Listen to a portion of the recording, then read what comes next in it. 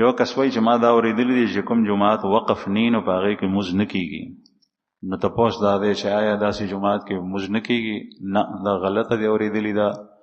کوم جماعت چې وقف نی په هغې کې مونځ کېږي، لیکن حکم یې د جماعت نه دی. حکم د جماعت څه شی او اجر یې هغه عمره نه دی. وقف جماعت کې چې کوم اجر او ثواب دی هغه په هغه جماعت کې نه دی چې کوم وقف نی. هغې ته مسجد نه وایي اصطلاح کې، هغې ته مصلا وایي، جا نماز مصلا.